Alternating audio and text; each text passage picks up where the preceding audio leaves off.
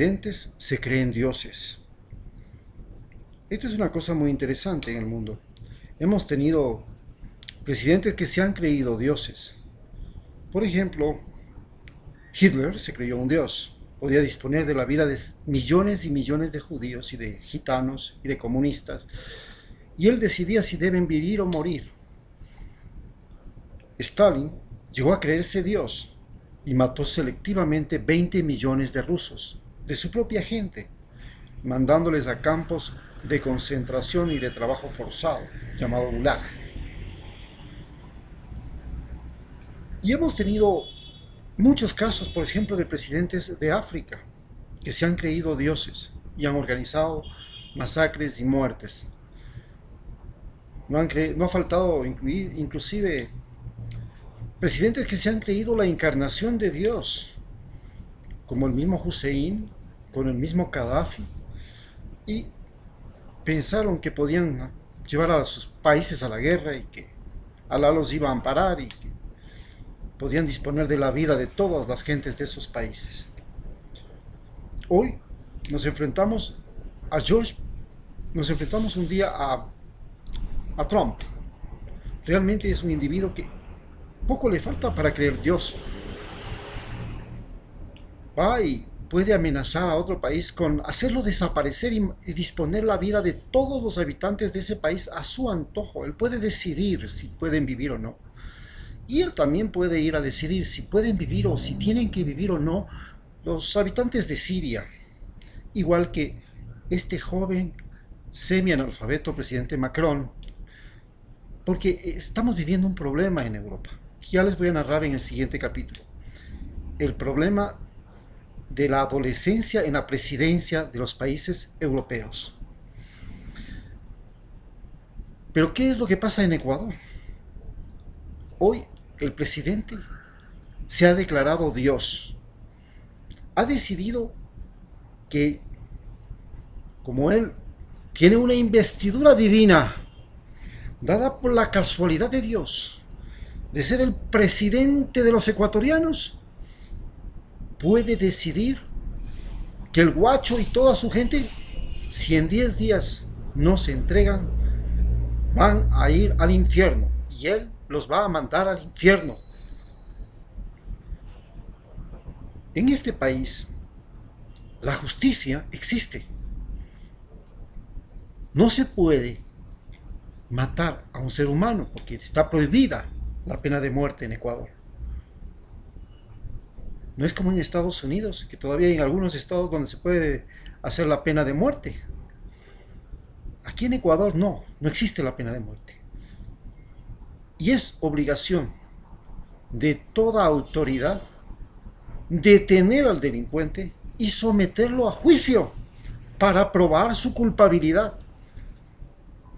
No puede venir un presidente y sentenciar a alguien por sospechas, porque le han dicho, porque cree, cuando cualquier persona pudo haber ocupado el puesto del Huicho o el nombre del Huicho y ahora él es el perseguido. Tampoco puede juzgarse a un ser humano porque simplemente trató de hacer lo que para su conciencia personal y su formación ideológica y su formación política consideraba correcto.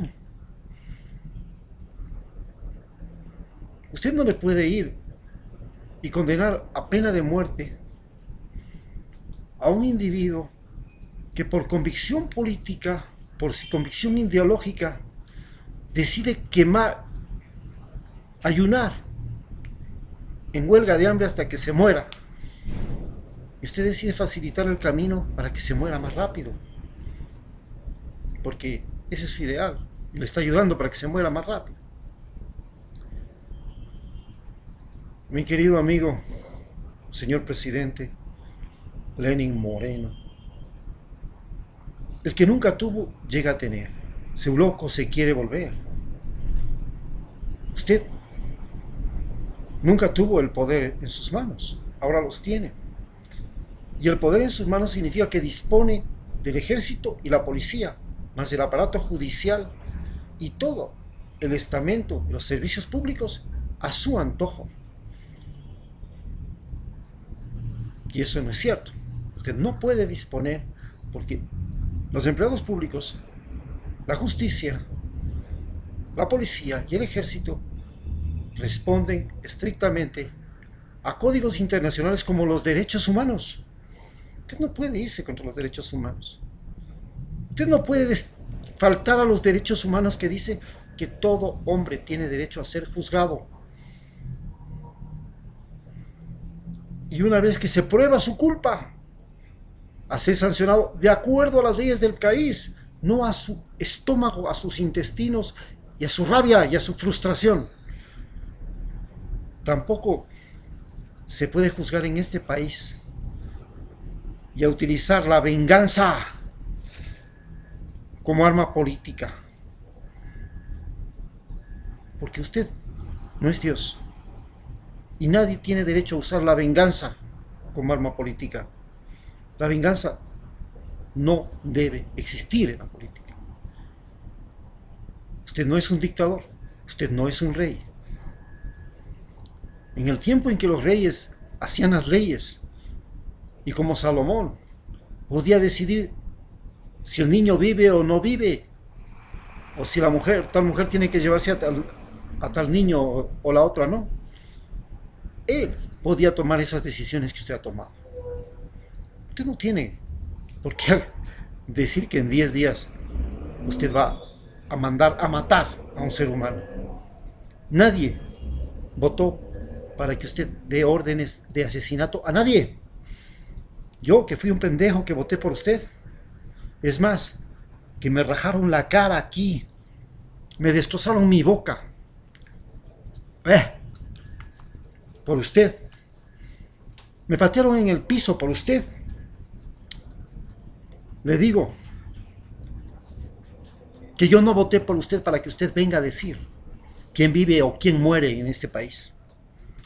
Su obligación es salvar la vida. Aún me acuerdo cuando yo fui a trabajar en Rusia exportando flores y tenía como protección una krishna que se llama una mafia, porque ahí se tenía obligatoriamente que pagar la mafia. Y uno de mis clientes que vivía en los Urales me robó un embarque de $7,000. No sabía qué hacer.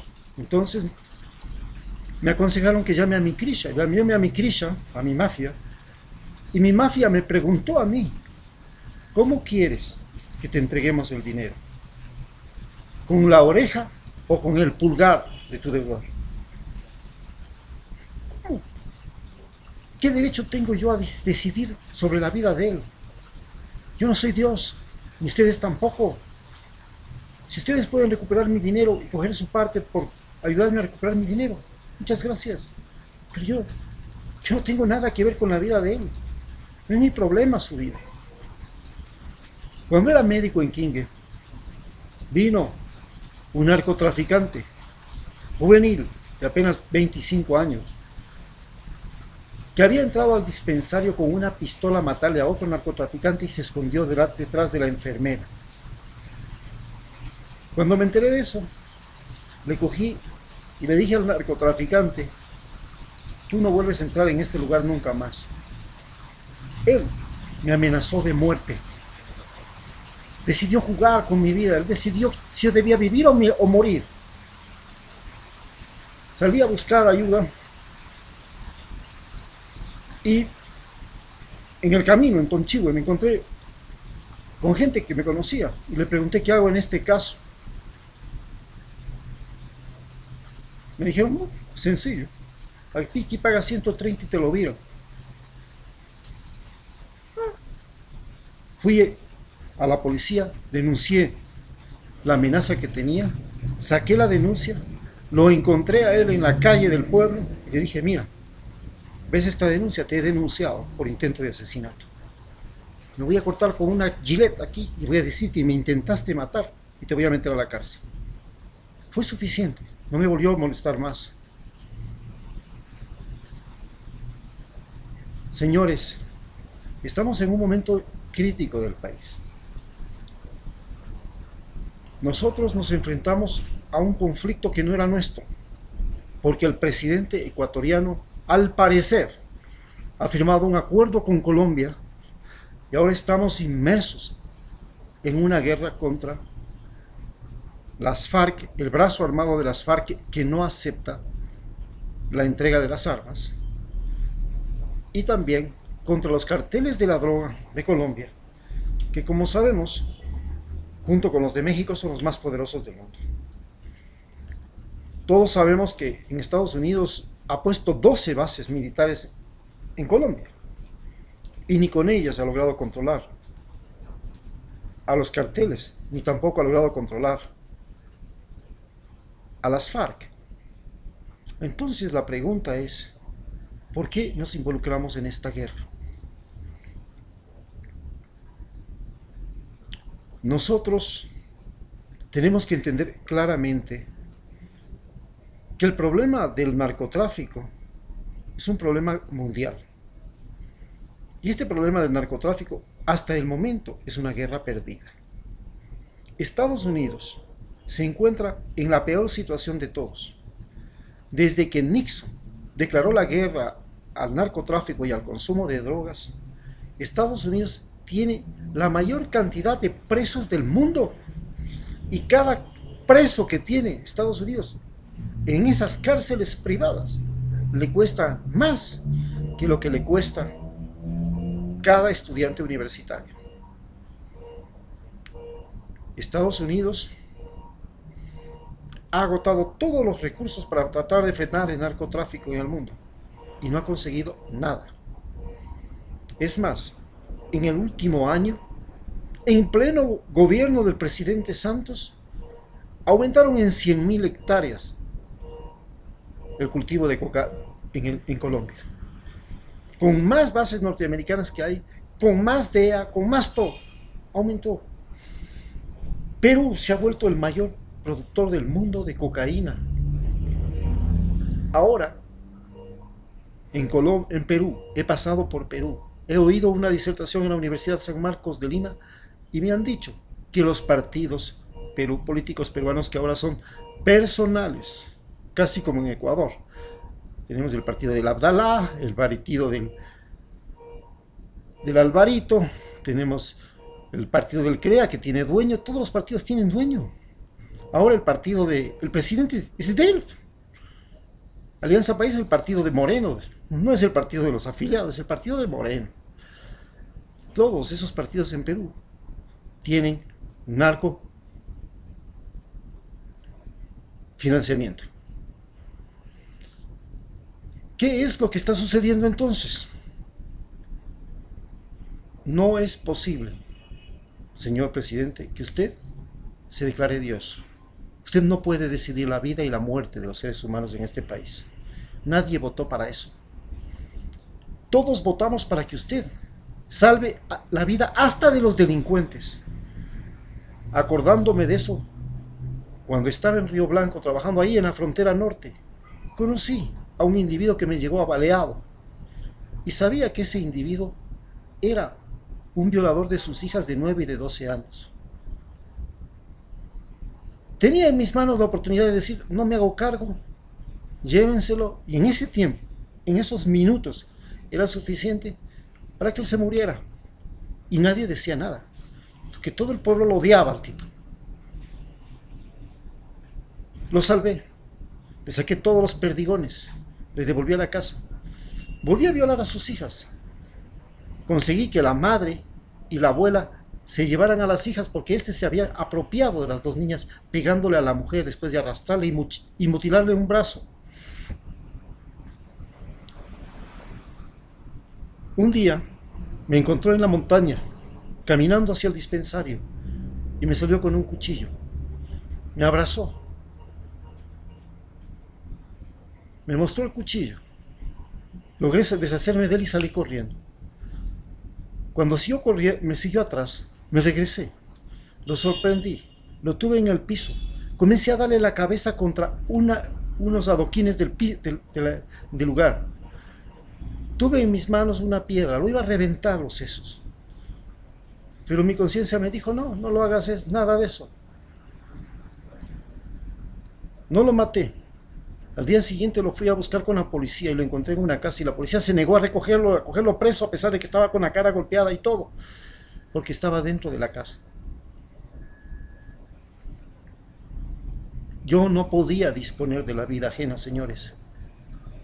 No podía, porque por mis convicciones, a pesar de ser médico y de haber tenido en mis manos la vida de otros seres humanos, siempre opté, porque independientemente de mis creencias, de mis razones, de mis emociones, lo más importante era la vida, no importa si el tipo era culpable, inocente, maldito, bueno, lo más importante era respetar la vida humana, porque yo no soy Dios, yo no puedo decidir si este vive o este muere. Muchas gracias.